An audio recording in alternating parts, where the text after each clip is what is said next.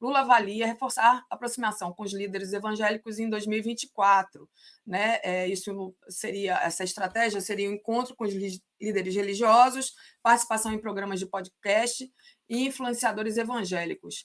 É uma questão que vem se colocando já há bastante tempo. Né? Ele, inclusive, antes de ser eleito, ele teve um encontro com os evangélicos que foi organizado pela Benedita da Silva aqui no Rio, né, Joaquim? Então, é uma preocupação já antiga. Essa notícia hoje no Valor, nesse ano ele também vai reforçar sua aproximação com líderes evangélicos. É o segmento que mais rejeita o Partido dos Trabalhadores. O PT vai criar um núcleo também para estudar a religião do povo brasileiro, as religiões, né, como o povo brasileiro se conecta à religião e como conecta a religião à política.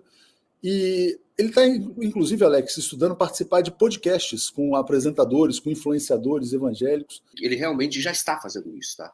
Se você olhar as manifestações do Lula, sempre que ele pode, ele fala de Deus. E ele fala que explica tudo que ocorreu na vida dele é Deus. Sem Deus não explica. De fato, existem coisas do Lula que é difícil entender, é sobrenatural, né? Eu já falei isso aqui. Como é que foi a transformação do Lula? Eu estava falando da prisão dele, agora há pouco, da eleição de 2018.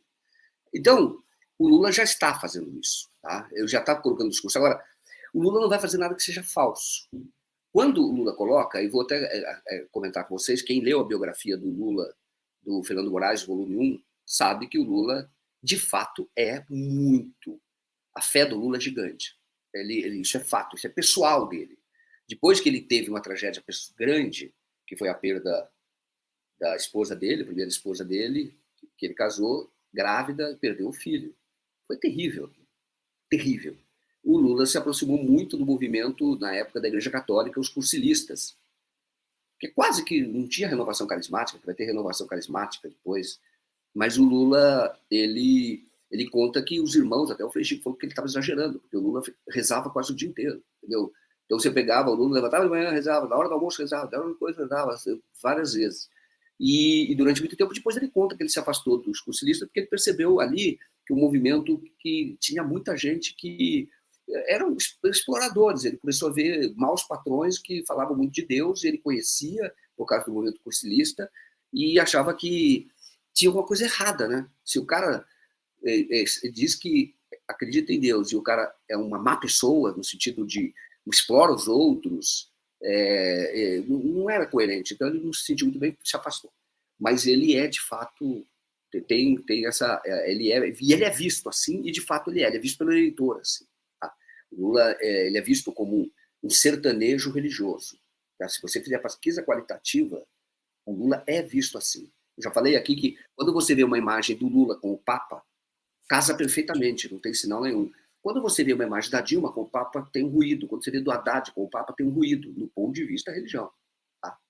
Não do ponto de vista ali de chefe de Estado falando com outro chefe de Estado e com uma liderança religiosa do tamanho da Igreja Católica, né? Da Igreja Católica. Mas, enfim, o que o Lula sabe é o seguinte: o Lula não quer deixar nenhum brasileiro para trás. Você tem um crescimento dos evangélicos no Brasil que é evidente, que não existia no início dos anos 80, quando surgiu o PT. E você não pode simplesmente desprezar essas pessoas. A discussão e quem o orienta, ou quem falou para ele se aproximar mais do evangélico, é o Ariovaldo Ramos, que é um pastor progressista que visitava o Lula. Eu já entrevistei algumas vezes, criou a Frente dos Evangélicos pela Democracia, não sei se é exatamente o nome assim, mas pelo Estado de Direito. Então, ele é comprometido, de fato, com as causas populares, com a esquerda brasileira que defende as causas populares, o Ariovaldo Ramos, que acha que deve ter uma maior participação do governo dos evangélicos, inclusive participar do tal conselhão. Acho que não. O conselhão não deve ter representantes de igreja, porque se você colocar representante de evangélicos lá, você vai ter católico, você vai ter o representante da religião de matriz africana, você vai ter do kardecista e outras religiões, o budista. Então ninguém deve participar como líder religioso de um conselho desse, que é o Conselho de Desenvolvimento, que é o tal conselhão. O ministro, o Lula participa. Mas o Lula se aproximar no discurso, conversar com lideranças, eu acho que é importante. E ser bem assessorado nessa área. Porque os evangélicos, isso não é só no Brasil. Nos Estados Unidos, você tem que se aproximar dos evangélicos, seja qual candidato for, ou democrata, ou republicano, tem que se aproximar. O Putin, lá na Rússia, ele aparece em igreja. E hoje, o movimento, por exemplo, a guerra contra a Ucrânia, ela tem o apoio da Igreja Ortodoxa. A atuação da Rússia, a defesa da Rússia. Então, a religião, ela é importante não para você fazer uma teocracia ou misturar que a religião entre em assuntos de Estado, de jeito nenhum.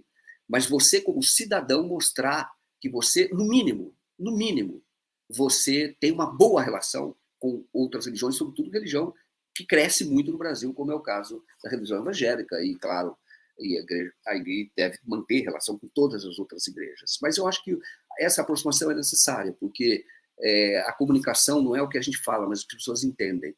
Não pode deixar o discurso de que isso é um discurso falso, errado, de que o PT e o Lula são contra as religiões, de que são contra a liberdade religiosa. Isso é errado. Eu acho errado isso aí.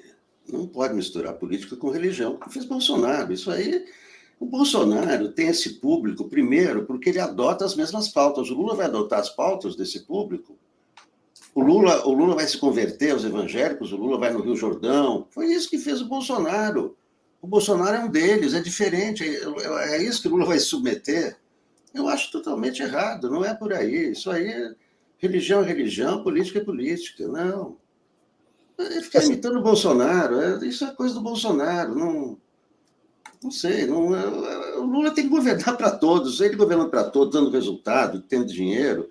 Vão votar nele evangélicos e tal. Agora, currais eleitorais do Bolsonaro, com as propostas, com o retrocesso, é isso que o Lula vai... o Lula vai mudar os evangélicos? É impossível, né? Eu não estou dizendo, é claro, vou dizer, mas tem os evangélicos progressistas. Eu estou dizendo daqueles evangélicos que são o Exército, o Edir Macedo, sabe, com milhões de seguidores que seguem cegamente o pastor. É desses que eu estou falando, esses que são os bolsonaristas. Não, os evangélicos têm até deputado do PSOL, que é evangélico, Elisiane Gama, que é evangélico, são exceções. Mas esses dominados pelos grandes nomes, o Lula vai mudar a cabeça deles? Não vai, então deixa quieto, deixa os evangélicos, se preocupem em governar, governando bem para todos, os evangélicos vão votar nele também.